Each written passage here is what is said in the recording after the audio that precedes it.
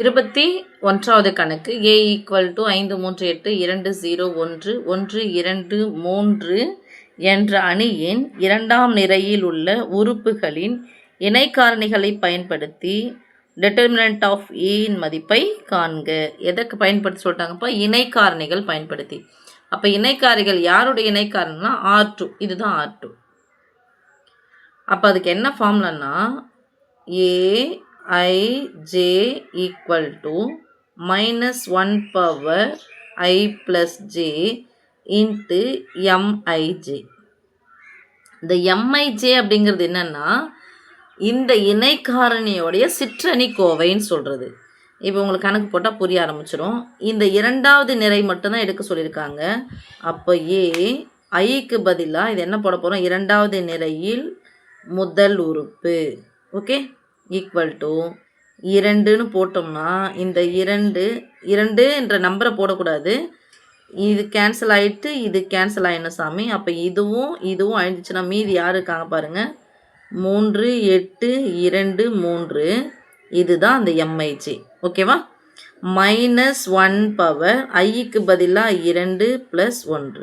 Okay, இது மீதி அப்புறம் போடலாம். அடுத்து a22. இதுதான் a22. இப்போது இதுவும் கேன்சல் ஆகிடும். மீதி என்ன இருக்குன்னு பார்ப்போம். 5, 8, 1, 3. 5, 8, 1, 3. இதுதான் அந்த சிற்றணி கோவை. -1 பவர் 2 + 2. ஓகே, அடுத்தது a23. இரண்டாவது நிறைன்றதுனால 2, 2, 2 சாமி. முதல் உறுப்பு, இரண்டாவது உறுப்பு, மூன்றாவது உறுப்பு. -1 பவர் 2 + 3. இப்போ இதை யாரை என்ன பண்ண போகிறோம் பாருங்கள்? இந்த இதுவு. ஸோ இது கேன்சல், இது கேன்சல். 5, 3, 1, 2. 5, 3, 1, 2. இப்போ மதிப்பை நம்ம போடலாம். இது உங்களுக்கு தெரியும்னா யாருடைய இணைக்காரணி ஃபஸ்ட்டு நம்ம போட போகிறோம் சாமி? இது 2ன்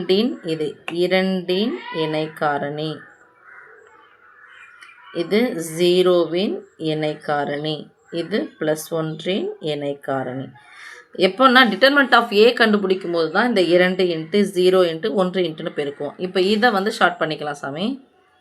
-1 பவர் 2யும் 1யும் சேர்த்தா 3. இது மேலேருந்து கீழே பெருக்கணும். 3 3 9. கீழே இருந்து மேலே போனால் -8 16 ஈக்குவல் டு -1 பவர் 4. மேலேருந்து கீழே பெருக்கிறேன். 5 3 15. கீழே இருந்து மேலே போனால் மைனஸ் போடணும். 18. -1 பவர் 5. மேலேருந்து கீழே வர 2 10. கீழே இருந்து மேலே போனால் -3. இப்போ ஷார்ட் பண்ணிக்கலாம். அடுக்கு ஒற்றைப்படையாக இருந்தால் மைனஸாக இருந்தால் மைனஸ் தான் வரும். ஸோ -1 1 எத்தனை முறை போட்டு பெருக்கினாலும் அதே தான் கிடைக்க போகுது. +9ன்னு அர்த்தம். ஒரு மைனஸ் வந்தால் கழிக்கணும். பெரியானது சின்ன கழிச்சிட்டு பெரியனுடைய குறி போட்டால் -7. ரெட்டப்படை மைனஸ் ப்ளஸ் 1 7 7. இங்கே அடுக்கு ரெட்டப்படையாக இருக்குது.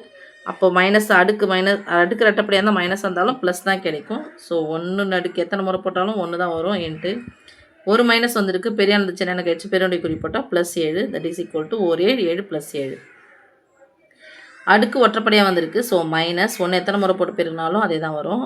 ஒரு மைனஸ் வந்திருக்கு. பெரியானது சின்ன கழிச்சிட்டு பெரியனுடைய குறி போட்டால் +7. 1 7 7. ஓகே, ஏன்னா அங்கே மைனஸ் இருக்குது. இப்போது டிட்டர்மெண்ட் ஆஃப் ஏவை கண்டுபிடிக்கணும். டிட்டர்மெண்ட் ஆஃப் ஏவை கண்டுபிடிக்கிறதுக்கு என்ன? டிட்டர்மெண்ட் ஆஃப் A2 அந்த ரோ கண்டுபிடிக்கிறதுக்கான விஷயம் என்ன அப்படின்னா ஃபார்முலா ஒன்று தான் சாமி. ஃபார்முலானா ஒன்றும் இல்லை, 2 கூட இதை பெருக்கியிருப்போம் இல்லையா? 0 கூட இதை பெருக்கும். எப்போது இந்த ஃபஸ்ட்டு மதிப்பு கண்டுபிடிக்கும் போது டிட்டர்மெண்ட் ஆஃப் ஏ கண்டுபிடிக்கும் போது என்ன பண்ணியிருப்போம்? இதான பெருக்கும். 5 × போடுவோமா? 3 × -3 × 8 × போடுவோம் இல்லையா? அதே தான். இப்போ நம்ம எப்படி போட போகிறோம்? ஃபார்முலா உங்களுக்கு தெரிஞ்சுக்கிச்சுன்னா எந்த கணக்கு போகிறதுனாலும் உங்களுக்கு ஈஸியாக இருக்கும். ஓகே, A21 யார்? இவங்க தானே A21. அதான் 2 × 0 × 1 வேறு ஒன்றும் கிடையாது. A21 × A21 plus A22 × A22 plus A23 × A23. அந்த நம்பர் தான் யார்? 2ஆல் பெருக்கணும், 0வால் பெருக்கணும், 1ஆல் பெருக்கணும். அதுதான் அந்த A21. வேறு யாரும் கிடையாது தான் A21. ஓகே சாமி. அப்போது A21 என்னது 2. இந்த A21 எனக்கு என்னென்ன கிடச்சிருக்குன்னு பாரு சாமி, இணைக்காரணி 7 கிடச்சிருக்கா. ஸோ 7 ப்ளஸ் இது 0வின் இணைக்காரணி 7, அப்போ 0 × 7. 1இன் இணைக்காரணி, ஸோ 1 இங்கே ப்ளஸ் போட்டுக்கிறேன், ப்ளஸ் 1இன் இணைக்காரணி -7 கிடச்சிருக்கு. So -7 equal to 7 14.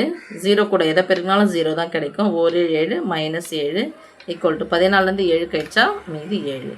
ஸோ இதுதான் வந்து நமக்கு இரண்டாவது நிரையில் உள்ள சிற்றணி கோவை, இரண்டாவது நிரையில் உள்ள உறுப்புகளின் இணைக்காரணிகளினுடைய டிட்டர்மினன்ட் ஆஃப் ஏனுடைய மதிப்பு. ஓகே.